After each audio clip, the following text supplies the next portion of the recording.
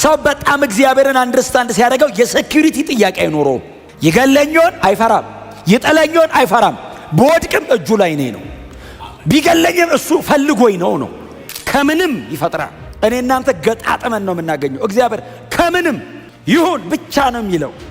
እግዚአብሔር ይሁን የሚለው ቃሉን ካወጣ ይሁን የሚለው ቃል ላይ ዲዛይኑ አለ። ዲዛይኑን አካል የሚያስይዝ ኃይል አለ። ስለዚህ እግዚአብሔር ይሁን ካለ የሚፈልገው ነው የሚሆነው። አንድ ጉዳይ ላይ በጣም የጸና ሰው በጎም ይሁን ክፉም ይሁን ያገኘዋል።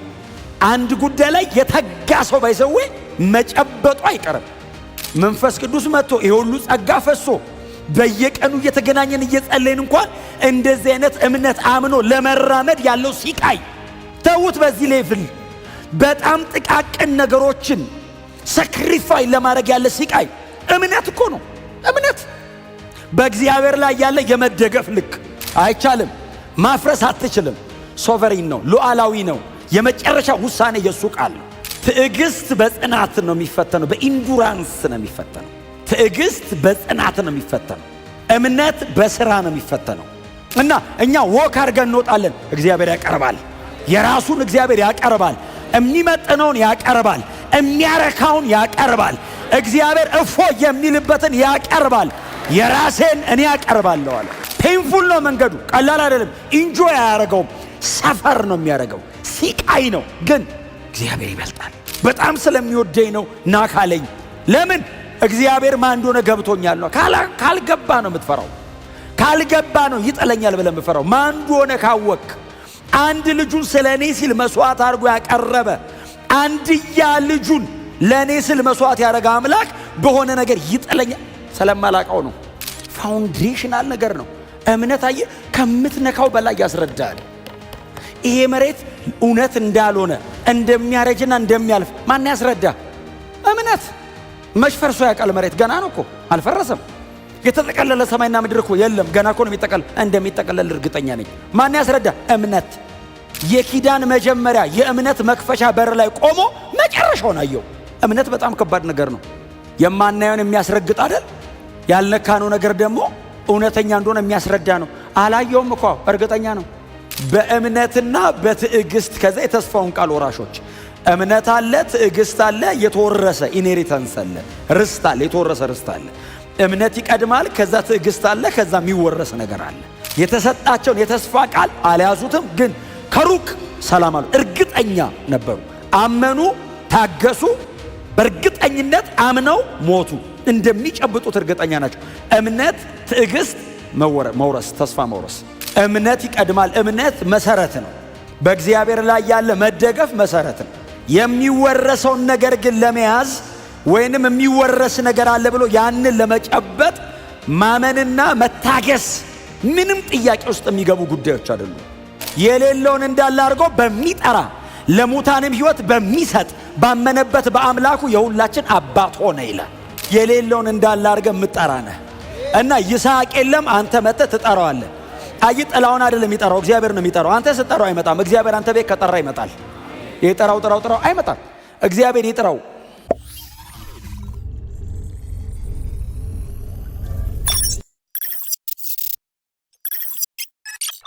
ዕብራውያን ምዕራፍ 6 ከቁጥር 12 ጀምሮ እስከ ቁጥር 15 በጌታ በኢየሱስ ክርስቶስ ስም አነባለሁ። የጌታ ቃል እንደዚህ ይላል። በእምነትና በትዕግስት የተስፋውን ቃል የሚወርሱትን እንድትመስሉ እንጂ ዳተኞች እንድትሆኑ አንፈልግም። እግዚአብሔር ለአብርሃም ተስፋ በሰጠው ጊዜ የሚምልበት ከእርሱ የሚበልጥ ሌላ ባለመኖሩ በራሱ ማለ፣ እንዲህም አለ፣ በእርግጥ እባርክሃለሁ፣ ዘርህንም አበዛዋለሁ። አብርሃምም በትዕግስት ከጠበቀ በኋላ የተሰጠውን ተስፋ አገኘ። ጌታን እጅግ አድርጌ አመሰግናለሁ። ጌታ የተባረከ ይሁን። ዕብራውያን ምዕራፍ 6 ባለፈው ሳምንት ቁጥር 10 አካባቢ ቁጥር 10ን በደንብ እንደተናገርኩት እኔም አይቼዋለሁ። ቁጥር 10ን በደንብ ተናግሬያለሁ። ስለ ስሙ ያሳያችሁትን ፍቅር ደግሞ ቅዱሳንን ስላገለገላችሁና ስለምታገለግሉ ይህንን ይረሳ ዘንድ እግዚአብሔር አመፀኛ አይደለም የሚለውን ሐሳብ አብረን ተመልክተናል። ለስሙ ያሳየነውን ፍቅር፣ ቀጥሎ ደግሞ ቅዱሳንን ስለምናገለግልበት አገልግሎት ይሄንን እግዚአብሔር ቦታ ይሰጠዋል። በጣም ማንም ያላስተዋለው፣ ማንም ዕውቅና ያልሰጠው፣ ማንም ያላመሰገናችሁ ግን እናንተ ጌታን ብላችሁ ቅዱሳንን አገልግላችሁ ቢሆን፣ ተቆርሳችሁ ቢሆን፣ አጠገባችሁ ላለው ሰው በድካሙ ቆማችሁለት ቢሆን ያንን ይረሳ ዘንድ እግዚአብሔር አመፀኛ አይደለም። እያንዳንዷ ነገር በእግዚአብሔር ፊት የተቆጠረች ናት።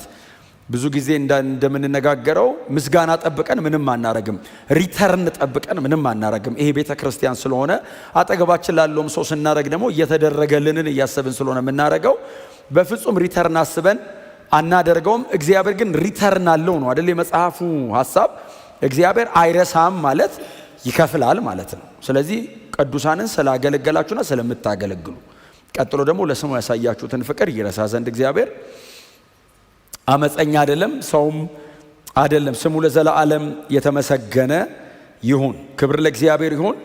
ቁጥር 12 ላይ ቁጥር 12 ላይ ይቀጥላል። ቁጥር 11 ጋር የተያያዘ ሐሳብ ስለሆነ የቁጥር 12 ቁጥር 11 ላይ ትጋት አሳዩ የሚል ሐሳብ ይናገራል። ከዛ ቁጥር 12 ላይ ኢሚቴት አርጓቸው የተባልናቸው ሰዎች አሉ አይደል? ምንድነው? ምሰሏቸው፣ ኮርጇቸው የተባልናቸው ሰዎች አሉ። ምናልባት አብረን ብናነበው ደስ ይለኛል። በእምነትና በትዕግስት የተስፋውን ቃል የሚወርሱትን እንድትመስሉ።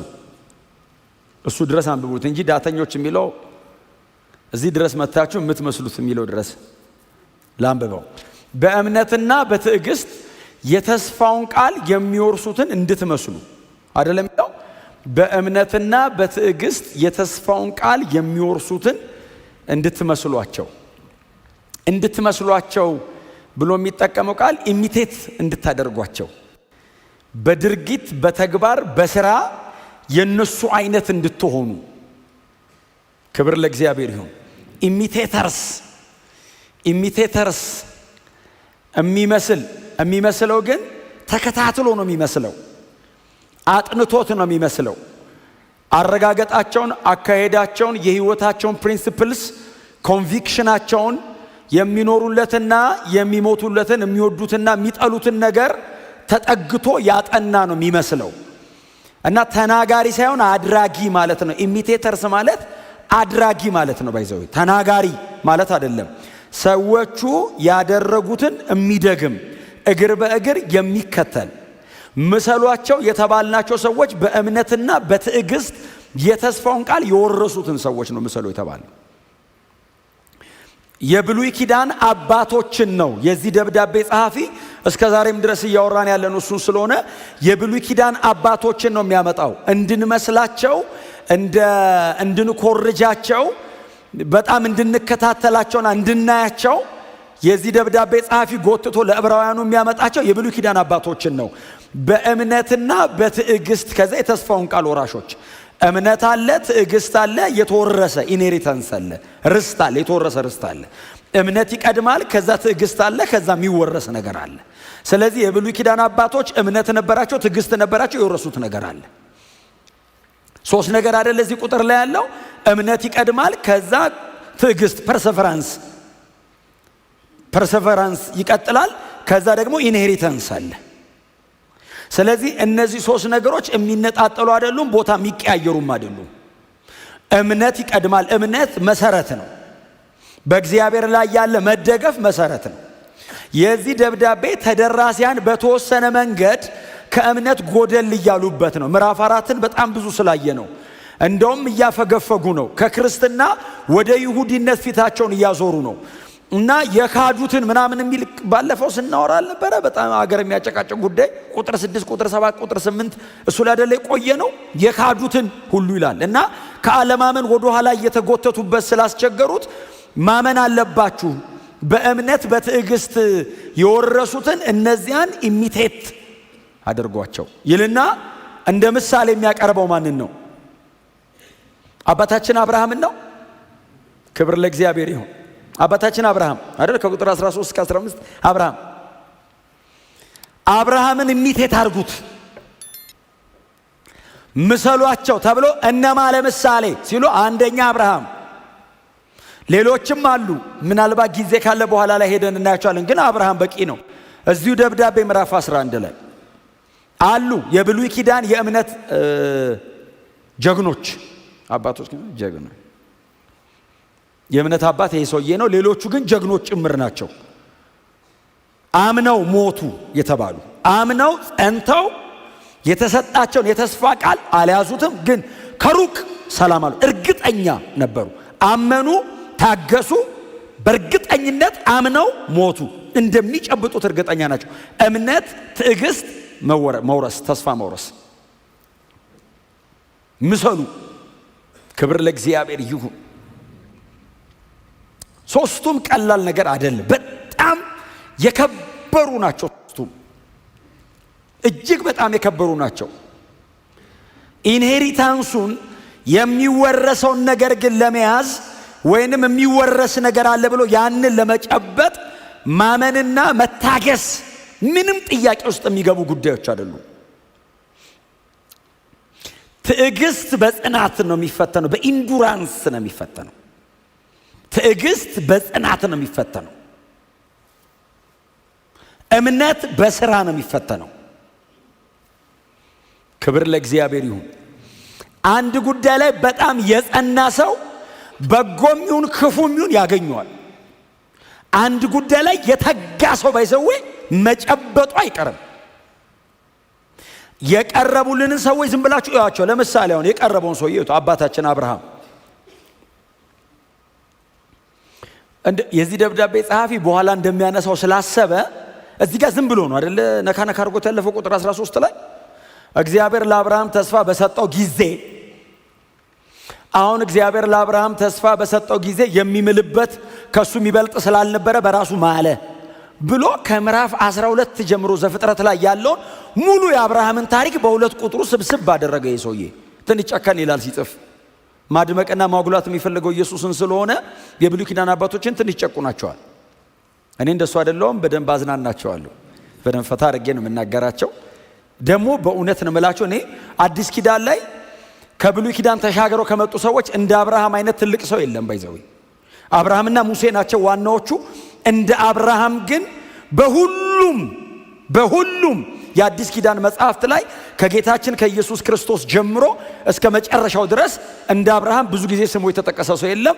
እንደ አብርሃም ደግሞ ታላቅ ባለ ታሪክ ሰው አዲስ ኪዳን ላይ ማግኘት አትችሉም።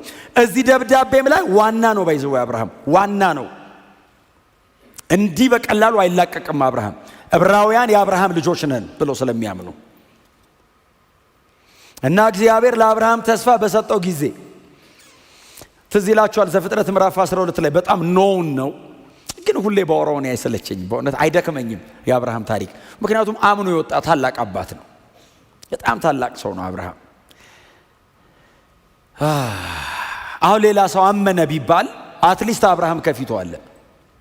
አብርሃም ከፊቱ የእምነት አባት የለውም፣ የመጀመሪያ ነው። እግዚአብሔር ራሱ ሲጠራ የአብርሃም ተብሎ ነው የጀመረው።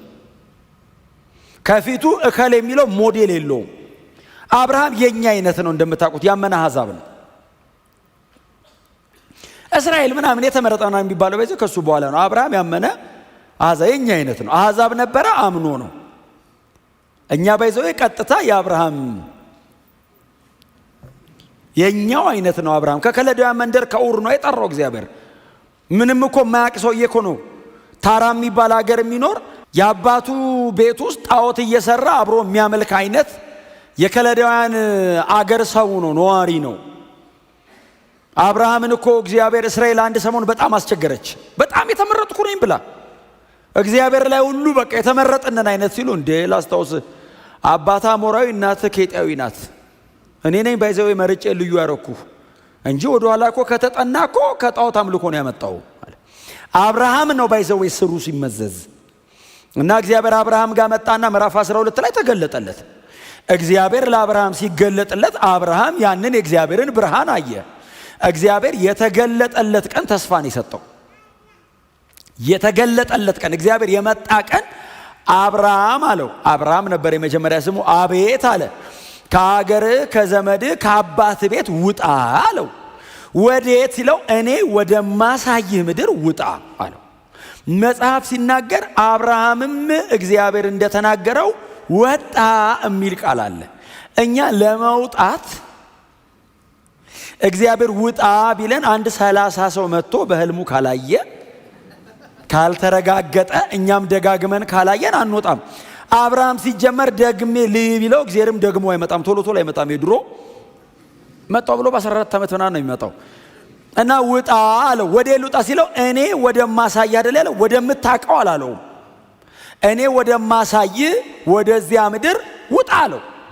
አብርሃም እግዚአብሔርን አምኖ ወጣ። እኔ የአዲስ ኪዳኑ አብርሃም፣ ብሉይ ኪዳን ያለው አብርሃም ሎጥን ይዞት ወጣል። አዲስ ኪዳን ላይ ሎጥ የለም። ሎጥ ማለት ራሱ ባይዞ ትርጉሙ መጋረጃ ማለት ነው። ቬል ማለት ነው። እግዚአብሔር ቬል ነው እንደጠረገለት። እስቲ አሜን በሉ። ሎጥን ሲሸኘው እኮ መጋረጃውን የገፈፈለት ሰውዬው በደንብ ያየው ከዛ በኋላ እና አብርሃም ወጣ። እግዚአብሔር አብርሃምን ሲያስወጣው ፕሮሚስ ያደረገለት ነገር ነበር። 7 ነገሮች እግዚአብሔር ተስፋ ገብቶለታል። ስምህን ገናና አደርገዋለሁ፣ እባርካለሁ፣ አበዛሃለሁ፣ የብዙ ህዝቦች አባት አደርጋለሁ የሚሉ በጣም ትልልቅ 7 በረከቶች አሉት። እስካሁን ድረስም በክርስቶስ ኢየሱስ በኩል የአብርሃም በረከት ወራሽ ነን። ኢቭን እኛ እንኳን በክርስቶስ ኢየሱስ በኩል የአብርሃም በረከት ወራሽ ነን። እና እግዚአብሔር ተስፋ ሰጠ። አብርሃም እግዚአብሔርን አመነ ነው የሚለው መጽሐፍ ቅዱስ። ምንም የተጨበጠ ነገር የለውም። እግዚአብሔርን እና ቃሉን ሰምቶ አብርሃም ተነስቶ ወጣ። እግዚአብሔር ለአብርሃም ተስፋ በገባው መሰረት እናንተ ምናልባት ጊዜ ሲኖራችሁ የምታነቧቸው ክፍሎች ልስጣችሁ። ዘፍጥረት ምዕራፍ 12 እናንተ ዘፍጥረት ምዕራፍ 12ን በኋላ ጊዜ ስታገኙ ቁጭ ስትሉ አንብቡት። ምዕራፍ 12 ቁጥር 7፣ ምዕራፍ 17 ቁጥር 5 እና 6ን ተስፋ የተገባባቸው ቦታዎች ናቸው እነዚህ። እግዚአብሔር መጀመሪያ ተናገረው ምዕራፍ 12 ላይ አሜን እሺ ብሎ ወጣ። በጣም እግዚአብሔር ቆየና ምዕራፍ 17 ላይ መጣ። ምዕራፍ 17 ላይ መጣና አጋር ጋር ከገባ በኋላ ማለት ነው። መጣና አብርሃም እኔ ኤልሻዳይ ነኝ በፊት የተመላለስ ምን ፍጹም ሁኑና ካለው በኋላ የተናገርኩን አደርግልሃለሁ አሉ። ስቲል እግዚአብሔር የተናገረውን ያደረገው ዘፍጥረት ምዕራፍ 18 በኋላ ነው አይደል? ይስሐቅ የተወለደው ከዛ ምዕራፍ 22 ላይ እግዚአብሔር ለተናገረው ቃል አሁን የዕብራውያን ደብዳቤ ጸሐፊ እንደሚነግረን ለተናገረው ቃል እግዚአብሔር በስሙ ማለ። ምዕራፍ 22 ላይ ምዕራፍ 17 በኋላ እግዚአብሔር ተስፋ የገባለትን ምዕራፍ 18 ላይ 18 አካባቢ ነው ሳራ ይስሐቅን ወደ መጸነሱ መጣች፣ ወለደች። ለጌታዬ ለአብርሃም በርጅና ጡት እንደማጠባ ማበነገረው አይነት ነገር ብለው ሁሉ ዘመረች፣ ተቀኘች። ከዛ ምዕራፍ 22 ላይ እግዚአብሔር በስሙ የማለበት ቦታ ምዕራፍ 22 እግዚአብሔርም አብርሃምን ፈተነው የሚል ቃል አንብባችሁ። እግዚአብሔርም አብርሃምን ፈተነው፣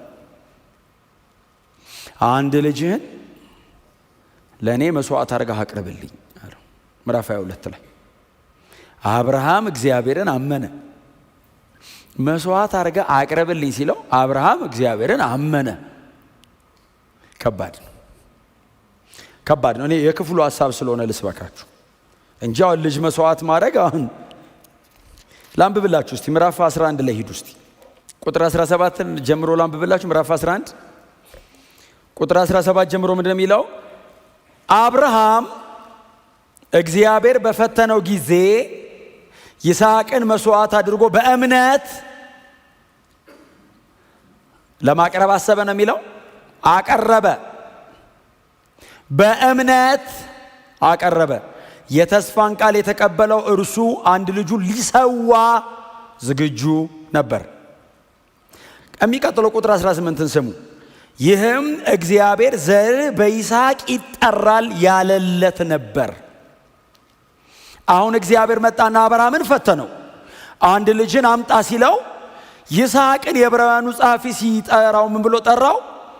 ዘርህን አበዛልሃለሁ ብሎ ተስፋ የተሰጠው በሱ በኩል ነበር። አብርሃም አንድ ልጅ ሰጠውና እግዚአብሔር ዘርህን እንደ ምድር አሸዋ አደርግልሃለሁ ብሎ ቃል የገባው በሱ በኩል ነው። ይህንን ልጅ ነው አምጣና ሰዋ ያለው። እና የዕብራውያኑ ጸሐፊ አንድ ልጅን ሰዋ ሲለው በእምነት አቀረበ ብቻ አይደለም የሚለው፣ ዘር ይበዛል የተባለለትን ያንን ያቀረበው ነው። አሁን ይሄንን ልጅ ካረደ፣ ይሄንን ልጅ ከሰዋ፣ ይሄንን ልጅ የሚቃጠል መስዋዕት አድርጎ ካቀረበ በምን በኩል ነው የሚበዛው? ዘሩ ኦሬዲ እኮ አለቀ። አብርሃም ግን ሞር አድቫንስ እግዚአብሔርን አመነ። አሁን ምንም በሌለበት በእኔ 100 ዓመት በሳራ 90 ዓመት የተሰጠን ይሄ ልጅ። ይህንን ልጅ ነው እግዚአብሔር የምድር ህዝቦች አደርገዋለሁ ያለኝ። አያሌ ህዝብ የሚወጣው ኔሽንስ የሚወጣው ከዚህ ልጅ ነው። መሲያኒክ ነው ይሄ ልጅ ላይኑ። ይህንኑ ልጅ ነው አምጣና ረድ ያለኝ። ለዚህም አምነዋለሁ። ለይሰጠኛል አምኜዋለሁ፣ ለመስዋዕት አደርገዋለሁና ይነሳልን ደግሞ አምናለሁ። ለዛ ነው እዚሁ ክፍል ላይ የሚቀጥለው ቁጥር ላይ ይስሐቅን አቀረበ ብሎ ከሞት የመነሳት ምሳሌ አርጎ ተቀበለው የሚል ቃል አለ። ወሰደው። ያው ዘፍጥረት 22 ታስተውስታላችሁ።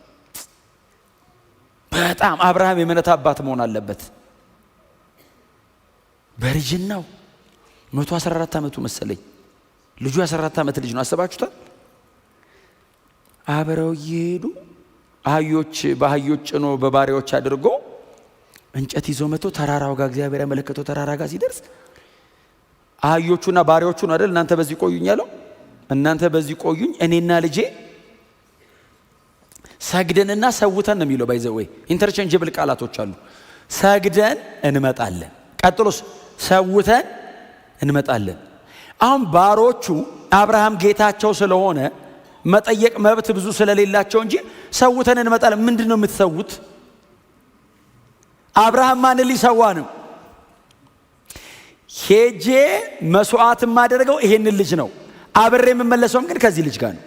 ሰውተን እንመጣለን አለ። ከማን ጋር ነው የሚመጣው? ከዚሁ ልጅ ጋር። ማን ነው የሚሰዋው? ይሄው ልጅ። እምነት ይሄ ነው። እምሰዋው ይሄንን ልጅ ነው። ሰውተን አብረን እንመለሳለን። ከሞት ይነሳል። እግዚአብሔር የሞተ ያስነሳል ብሎ አመነ። ከሱ በፊት የሞተ ተነስቶ አያውቅም። ከሞት መነሳት የሚባል ነገር አይታወቅም። ባይዘዌ ትክክለኛ ቃሉ ከሞት ይነሳል የሚለው ሮሜ 4 ከ16 ጀምሮ ከሞት ይነሳል የሚለው ኔክሮስ ነው የሚለው ቃሉ። ኔክሮስ ማለት ተገንዞ መቃብር ውስጥ የገባውን አውጥቶ በህይወት ያኖራል ማለት ነው። ስለዚህ ይሄን ልጅ እሰዋዋለሁ ብቻ አይደለም ያለው፣ እቀብረዋለሁ። ከዛ እግዚአብሔር አውጥቶ ብዙ ህዝብ ያደርገዋል። አብርሃም ያመነው ባይዘዌ መስዋዕት ላደረገው ስል በግ ይመጣል አይደለም፣ ሊትራሊ ይሞታል። ቀጥሎ እግዚአብሔር ያስነሳዋል። ለዛ ነው ሮሜ 4 ላይ እኮ የሌለውን እንዳለ አድርጎ በሚጠራ ለሙታንም ህይወት በሚሰጥ ባመነበት በአምላኩ የሁላችን አባት ሆነ ይላል። እግዚአብሔርን አብርሃም እንዴት ነው አንደርስታንድ ያደረገው? እግዚአብሔር ስንቴ ነው የመጣለው? 3 ነው 4? ምን ገባው አብርሃም? የሌለ እንዳለ አድርገህ ትጠራለህ የሚል ገባው። 3 እኮ ነው ያወቀው። 3 እኮ ነው የመጣው እግዚአብሔር። የሞተ ሲያስነሳ አይቶት አያውቅ። ሰማይና ምድር ሲፈጥር አይቶት አያውቅ። አብርሃም ምን አመነ? የሌለ እንዳለ አድርገህ የምትጠራው አንተ ነህ። ሰማይና ምድር ነው ካልነበሩበት ያመጣቸው አንተ ነህ። እኔም ልጅ የለኝም ሸምግያለሁ፣ ሳራም አርጅታለች። እንደውም ቃሉ ምንድነው የሚለው? እንደ ሞተ ሰው ከሚቆጠር as good as dead፣ ከሞተ ሰው የማይሻል መቀበር ነው የቀረው እንጂ ሰውየው በህይወት የለም። ከዚህ ሰውዬ ህዝቦች አወጣለሁ ሲል እግዚአብሔር አብርሃም እንደዚህ ብሎ አመነ። የሌለውን እንዳለ አድርገህ የምትጠራ ነህ እና ይስሐቅ የለም አንተ መጥተህ ትጠራዋለህ። አይ ጥላውን አይደለም የሚጠራው እግዚአብሔር ነው የሚጠራው። አንተ ስትጠራው አይመጣም። እግዚአብሔር አንተ ቤት ከጠራ ይመጣል። የጠራው ጥራው አይመጣም። እግዚአብሔር ይጥራው። እግዚአብሔር ለምን መሰለህ? he the creator God ከምንም ይፈጥራል። እኔ እናንተ ገጣጥመን ነው የምናገኘው። እግዚአብሔር ከምንም ይሁን ብቻ ነው የሚለው። እግዚአብሔር ይሁን የሚለው ቃሉን ካወጣ ይሁን የሚለው ቃል ላይ ዲዛይኑ አለ። ዲዛይኑን አካል የሚያስይዝ ኃይል አለ። ስለዚህ እግዚአብሔር ይሁን ካለ የሚፈልገው ነው የሚሆነው። ክብር ለስሙ ይሁን። አይቻልም፣ ማፍረስ አትችልም። ሶቨሪን ነው፣ ሉዓላዊ ነው። የመጨረሻ ውሳኔ የሱ ቃል ነው። እና አብርሃም እንደዚህ አለ፣ አንተ የሌለ እንዳለ አድርገህ ትጠራለህ ሲለው እግዚአብሔር መጣ አይደል? መጣ። የዛሬ ዓመት ይስሐቅ እዚህ ቤት ይመጣል አለ። ሳራ ሁሉ ግራ ገብቶ ሳቀች የሚል ቃል። ከዛ አብርሃም የዛሬ ዓመት ወንድ ልጅ ሳራ ትሰጣለች ሲል ሳራ ስስቅ ለምን ሳቀች? ኧረ አልሳቅም ስል ግድ የለውም ይስሐቅ ትይዋለሽ። መሳቋ እኮ ነው ልጁን ይስሐቅ የሰማ ሁሉ ይስቃል አለ። ይኸው ዛሬ እናንተ ፈገግ ብላችሁ ነው የምትሰሙት። ክብር ለኢየሱስ ይሁን። በአመቱ ወንድ ልጅ ተወለደ። እግዚአብሔር የሌለ እንዳለ አድርጌ የምጠራ ነኝን አስተማረው። ክሪኤተር ነኝ የሚለውን ቀጥሎ ሪዘሬክሽን እንደሞ አስተምርሃለሁ አለው። ሪዘሬክሽን የሚከናወነው በኢየሱስ ብቻ ነው። ከኢየሱስ በፊት ከኢየሱስም በኋላ ተጸልዮለት የሚነሳ ሪዘሬክሽን አይደለም፣ ሪሲሲቴሽን ነው። ተቀስቅሶ ነው እንጂ ተነስቶ አይደለም። ትንሣኤ ማለት ሞት ድል የሚነሳበት ነው። እግዚአብሔር ለአብርሃም ትንሣኤን ነው አንደርስታንድ እንዲያደርግ ያደረገው። ትንሣኤ ነው እንዲገባው ያደረገው። ባይዘዌ የተኛ ይቀሰቀሳል አይደለም፣ የሞተ ይነሳል ነው ያለው ሰውየው። ሪዘሬክት ሞትን ትሰብራለህ ብሎ አመነ። ይዞት ሄደ። ልጁን ይዞት ሄደ። ልጅዮስ አብርሃም በዚህ አይነት መንገድ ባያምን ኖሮ በዚህ አንደርስታንዲንግ ላይ ባይመሰረት የአብርሃም እምነት አይገነጣጠለም እንደ ይስሐቅ ደግሞ የሚገርም ልጅ ነው እንጂ ምን አይነት ልጅ ነው? እየሄዱ እያለ አባቴ አለው። አቤት። ይሄው እንጨቱ አለው። እሺ ይሄው ቢላው አለው። እሳቱም እንጨቱም አለ። አዎ በጉ የታለ አለው። አንተ አብርሃም በሰላም እግዚአብሔር የሞተ ያስነሳል። የ114 ዓመት ሽማግሌ ተራራ አንተ ተደግፎ እኮ ነው የሚወጣው። የሞተ ያስነሳል እያለ ሲል ልጅየው ገነጠለው። ታውቃለህ የታለ በጉ ሲለው እሱ ነው እኮ ልጄ አለው። አቤት ሲል የመስዋዕቱን በግ እግዚአብሔር ያዘጋጃል። you are the one አንተ ነህ በጉ። ግን keep on going ተራመድ ዝም ብለህ። አንተን የሰጠኝ እሱ አይደል? ምን ማለት እንደሆነ ታውቃለህ? አብርሃም ይስሐቅን አንጣ ሲለው ከይስሐቅ በላይ አብርሃም እግዚአብሔርን ይወደዋል ማለት ነው። ይስሐቅን ያልከለከለው ከይስሐቅ የበለጠ እግዚአብሔርን ይወደዋል። ተወዱታላችሁ እናንተ ከይስሐቅ የበለጠ እግዚአብሔር? እኛ ቤት ካንተ እግዚአብሔር ይበልጣል አለው። እግዚአብሔር ከጠየቀ አንተንም ቢሆን እሰጥሃለሁ አለው። ታውቃለህ አይደል? አንተ ናና ሙት ቢልህ ይቀልሃል ልጅን አምጣ ከሚልህ። አንተ ብትሞት ምንም አይመስልህም። ልጅን አምጣ ከባድ ነው ፔኑ፣ ግን ይበልጣል አለው። እግዚአብሔር ይበልጣል። ካንተ የበለጠ እግዚአብሔርን ወደዋለሁ እኮ ነው። እና ፔንፉል ነው መንገዱ፣ ቀላል አይደለም። ኢንጆይ አያደርገውም፣ ሰፈር ነው የሚያደርገው፣ ሲቃይ ነው። ግን እግዚአብሔር ይበልጣል እንደሚያስነሳ አምናለሁ። ለምን አብርሃም እግዚአብሔር የሞተ ያስነሳል ብሎ ያመነው ለምንድን ነው? ተስፋ የሰጠው እሱ ነው። የህዝቦች አባት አደርግሃለሁ ያለው። አይዋሸኝም። በዚህ ልጅ በኩል ነው የህዝቦች አባት አደርጋለሁ። አልዋሸኝም። አምጣና መስዋዕት አድርግ ያለኝም እሱ ነው። አልዋሸኝም። ሰዋልኝም ያለኝ ህዝቦች በዚህ በኩል አሉ ያለኝ እሱ። ስለዚህ ህዝቦች የሚወጡ ከሆነ እኔ ገድየው አርጀው መስዋዕት ካረኩት በኋላ ይሄንን ልጅ አስነስቶት ህዝቦች ይመጣሉ። ሁለቱንም ያለው እግዚአብሔር ነው። አይዋሽም። ምን አይነት እምነት ነው? ምሰሏቸው ያለው እኮ ይሄንን ነው። ምን አይነት እምነት ነው? ጂሰስ መንፈስ ቅዱስ መጥቶ ይሁሉ ጸጋ ፈሶ በየቀኑ እየተገናኘን እየጸለይን እንኳን እንደዚህ አይነት እምነት አምኖ ለመራመድ ያለው ሲቃይ ተውት። በዚህ ሌቭል በጣም ጥቃቅን ነገሮችን ሳክሪፋይ ለማድረግ ያለ ሲቃይ እምነት እኮ ነው። እምነት በእግዚአብሔር ላይ ያለ የመደገፍ ልክ። ሰው በጣም እግዚአብሔርን አንደርስታንድ ሲያደርገው የሴኩሪቲ ጥያቄ አይኖረውም። ይገለኛል አይፈራም፣ ይጠለኛል አይፈራም። በወድቅም እጁ ላይ ነው። ቢገለኝም እሱ ፈልጎኝ ነው። በጣም ስለሚወደኝ ነው ናካለኝ። ለምን? እግዚአብሔር ማን እንደሆነ ገብቶኛል ነው። ካልገባ ነው የምትፈራው። ካልገባ ነው ይጠለኛል ብለህ የምትፈራው። ማን እንደሆነ ካወቅ አንድ ልጁን ስለኔ ሲል መስዋዕት አድርጎ ያቀረበ አንድያ ልጁን ለኔ ሲል መስዋዕት ያደረገ አምላክ በሆነ ነገር ይጠለኛል። ስለማላቀው ነው። አልገባኝም እግዚአብሔር ማን እንደሆነ። የአባት ልብ አንደርስታንድ ብናረግ አባት ያለውን ህርት እኔ ባለፈው ተናግሬያለሁ። የጠፋው ልጅ ንብረቴን አንጣ ብሎ ከአባቱ ጋር ንብረቴን አንጣ በቃ እኔ ድርሼን ስጠኝ። አባትየው ድርሻውን አይደል የሰጠው። ሄደ፣ በላ፣ ጠጣ፣ ተዝናና፣ አመጽ አረገበት፣ ኃጢአት አረገበት። ከዛስ እሪያዎች አይደል ጠባቂ ሆነው የሚበላው ሲያጣ አባቴ ቤት ሄጄ ከባሪያዎቹ እንዳንዱ ብሆን አለ። የአባቱን ልብ ያውቀዋል።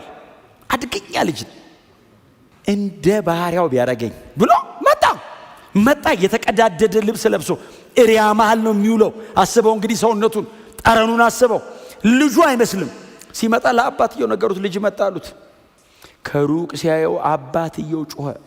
የአባት ልብ ምን ነው አሉት። ልጄ መጣ መጣልኝ እና ልብሱን ቀይሩ፣ ቀለበት ስጡት፣ ዋናውን የሰባውን ፍሪዳ ሰውለት። ስቲል ይሄ ርስት የሱ ነው። አባትን አንደርስታንድ ካረከው ብትደክም አትሸሸው፣ ቢያቀትህ አትሸሸው። ምንም አርገ እጅ ላይ እስቲ አሜን በሉ። አብርሃም እግዚአብሔርን አንደርስታንድ አድርጎታል።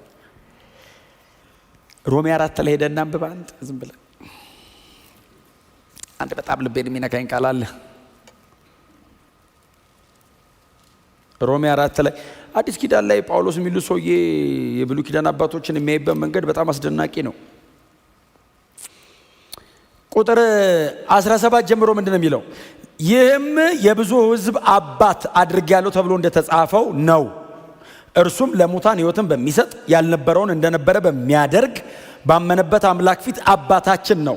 ከዛ ቁጥር 18 ጀምሮ እንደዚህ ይላል፣ ዘርህም እንዲህ ይሆናል ተብሎ ለእርሱ በተነገረው መሰረት ምንም ተስፋ በሌለበት አብርሃም በተስፋ አምኖ የብዙ ሕዝብ አባት ሆነ። ኢትስ ኤ ፓራዶክስ፣ ይጋጫል። ምንም ተስፋ የለም የሚል ቃል አለ። ምንም ተስፋ በሌለ ደግሞ ተስፋ ይዞ የሚል ቃል አለ። ተስፋ በሌለበት ተስፋ ይዞ ናቹራል የሆነውን ነገር ከረንትሊ በዛ ሰዓት የነበረው ነገር ሳይ ተስፋ የለም። ምንድነው አብርሃም የያዘው ተስፋ? እግዚአብሔር የሰጠውን ቃል፣ የተስፋ ቃል። ምንም ተስፋ በሌለበት በዚህ ትንሽ በሚታሰብበት አይደለም። ምንም ተስፋ የለም። ዴድ ኢንድ ምንም ተስፋ በሌለበት አብርሃም ተስፋ ይዞ አመነ። ከዛስ ቁጥር 19 እርሱ የ100 ዓመት ሰው ሆኖ ሳለ የራሱ ሰውነትም ሆነ የሳራ ማፀን ሙት እንደነበረ እያወቀ፣ ይሄ ቃል ትንሽ ስትራይክ ያደርጋል። እያወቀ በእምነቱ አልደከመም፣ ይልቁንም በእምነቱ በመጽናት ለእግዚአብሔር ክብርን ሰጠ እንጂ የእግዚአብሔርን ተስፋ አልተጠራጠረም። ምርኩዝ ተደግፎ የእሱም ሰውነት የሳራ ማፀን ሙት እንደሆነ እያወቀ ለእግዚአብሔር ክብርን ሰጠ። እግዚአብሔር ሆይ ተመስገን፣ የብዙ ሕዝቦች አባት ልታረገን። የእግዚአብሔርን የተስፋ ቃል አልተጠራጠረው። ተጠራጠረ ቢሆን ናቹራል፣ አልተጠራጠረውም ተአምር ነው። እንዴት ነው ማትጠራጠረው? ክብር ለኢየሱስ ይሁን። ምሰሏቸው።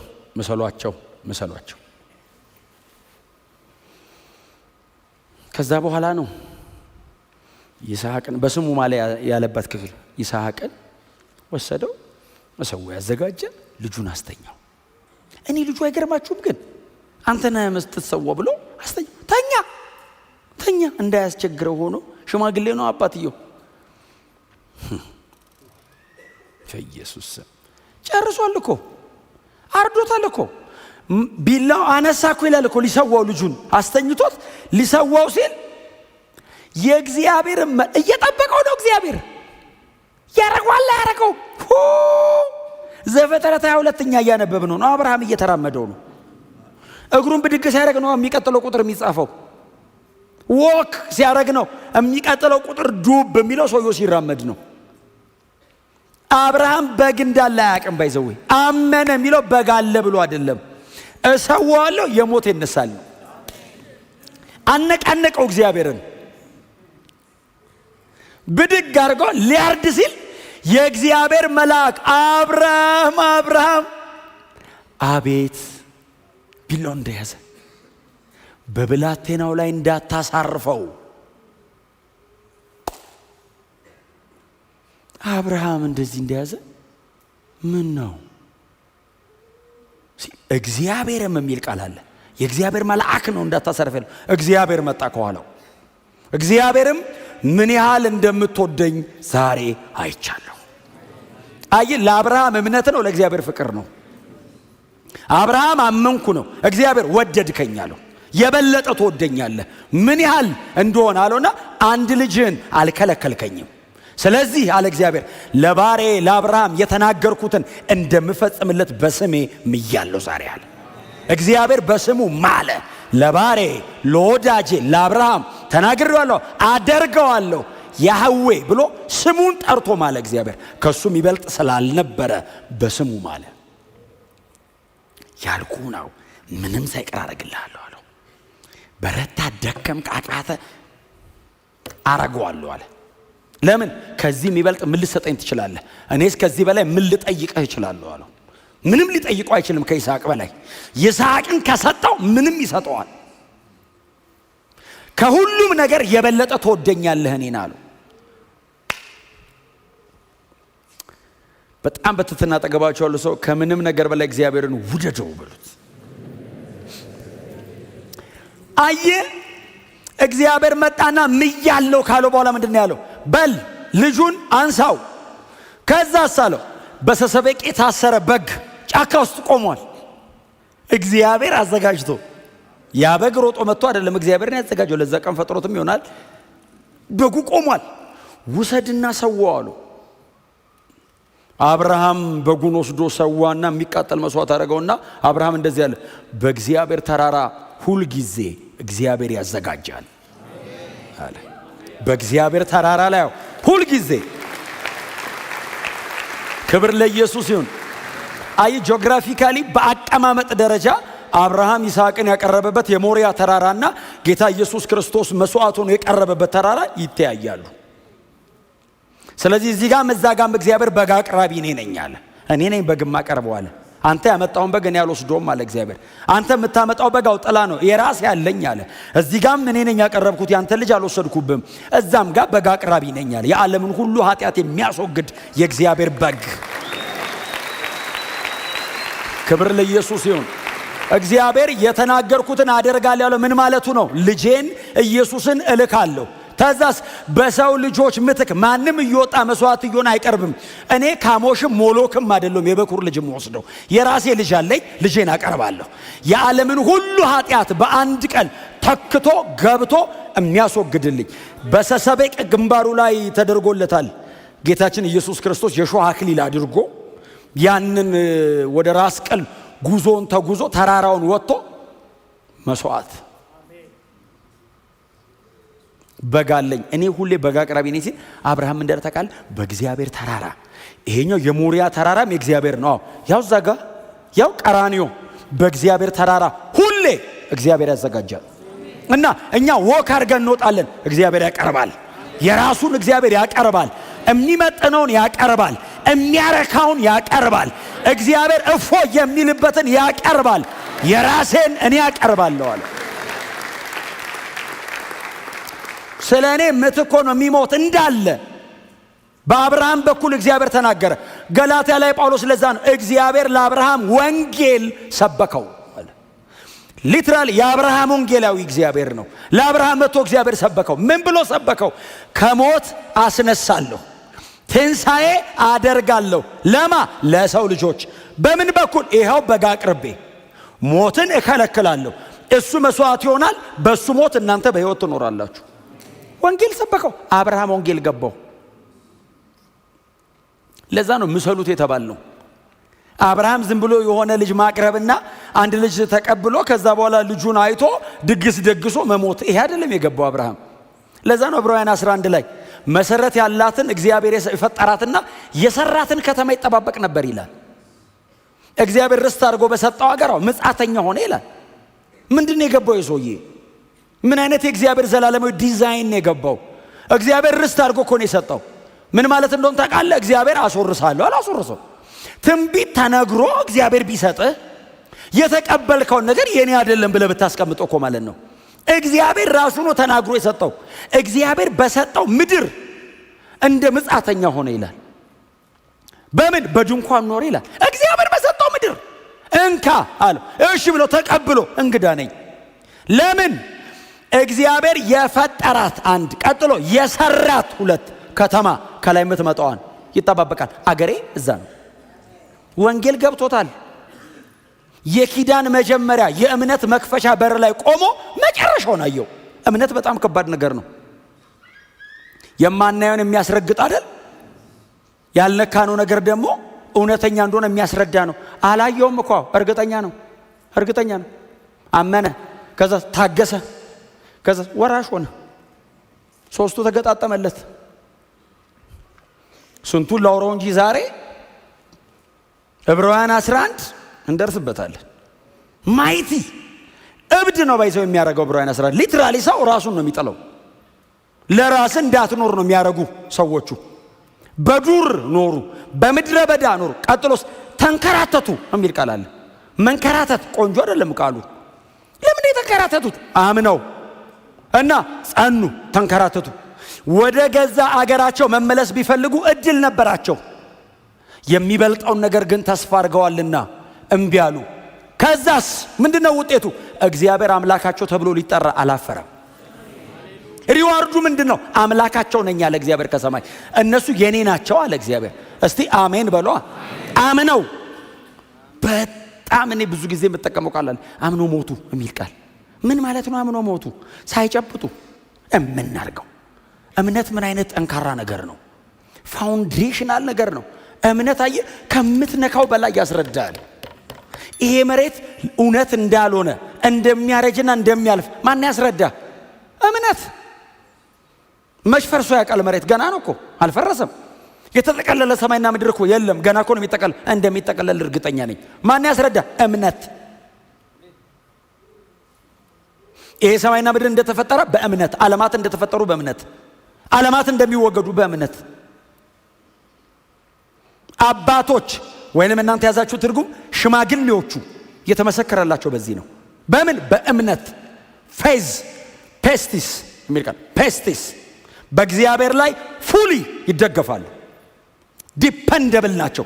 ወዳቂ ምንም ይበላቸው እምን የፈለገውን ነገር ይበላቸው መሬቱ። እግዚአብሔር ካለ አለ። የትን በቃ ለምን አገለውም? ይሞትልሃል ያለኝ ይሄንን ነው። ብትገለው እንደሚያስነሳኝ አውቃለሁ እያለ ነው የሚሞተው። እየሞተ ትንሣኤ ሙታን አለ ይልሃል። ተስፋ ነው የሚያስቆርጥ። ባይዘው ሰውን ገለ ካላሸነፍከው ስትገለው ደስ ይለዋል። አንተ ሞት እገልሃለሁ ስትል እኮ ሰው ደንገጥ ይላል። እገልሃለሁ ስትለው ያስነሳኛል። እምነት እኮ በጣም ከባድ እኮ ነው። እንኳን ክርስቲያን ሆነን በእምነት የሚኖር ህዝብ። ኢየሱስ ጌታ ነው። እግዚአብሔር የፈጠረው ከተማ አለ ሰማይ። የፈጠረው ብቻ አለ የሰራው እና ይወርዳል። መሰሉት የተባለው ይሄንን ነው። ይሄን ሰውዬ እንደዚህ አመነ። አዎ መሰሉት፣ ኢሚቴት አድርጉት። ክብር ለኢየሱስ ይሁን። በቃ በትጋት ነው መሬት ላይ የሚሰራው። አብርሃም ባለጠጋ ነበር ባይዘው። ቀጥሎስ የራሱ ወታደሮች ነበሩት።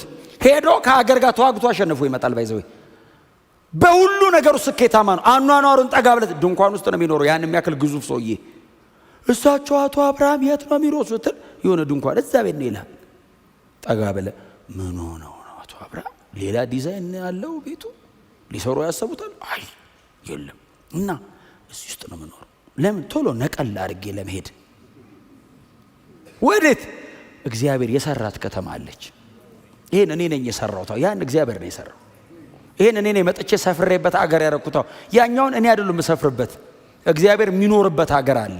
የፈጠረው ደግሞ የሰራው እግዚአብሔር የገነባው እግዚአብሔር ኮንስትራክት ያደረገው ቢውልድ ያደረገው ማለት ነው። እግዚአብሔር እንደዚህ አድርጎ የሰራው የፈጠረው ብቻ የሰራው የእግዚአብሔር ምልክት አለ ላዩ ላይ እንደሰራው። እዛ ነው መጋባው። ያልሰራውት ሀገር ይመጣል ከላይ። እዛ ሄያጅ ነኝ እና እዚህም እዛም አይቻልም። እዚህ እንግዳ ነኝ። እግዚአብሔር በሰጣችሁ ነገር ላይ እንግዳውን ውስጥ እግዚአብሔር ባልሰጠው ነገር ላይ ሲጀመር ምንም ማን ባለቤት ያደርገዋል? እግዚአብሔር የሰጠህ ነገር ላይ አንግዳ። አይ ሄያጅ ነኝ። ጎናቸው ለሰት ሄያጅ ምሰል በሉት። ባለፈውም ነግሬያቸዋለሁ። ጠጋ ብለው ቁጭ በል። ዳር ላይ ተቀምጣችሁ ጠጋ በል እንጂ ምንድነው የምትሄድ ነው የምትመስለው? ምሰሉ። ወጣ ብላችሁ ቁጭ በሉ። በጣም አትመቻችሁ። እኛ ደግሞ አሁን ወንበሩን ጥሩ ልናረጋው ነው፣ ግን ውስጥ ነው እያወራሉት። እኔ ከውስጥ ጋር ነው። ክብር ለኢየሱስ ይሁን። የሚመጣ ጌታ ከሰማይ አለ። የተሰራ ከተማ ይጠብቀናል። አባቶቻችን ይህንን ያመኑት። እናንተ በእምነት ምሰሏቸው።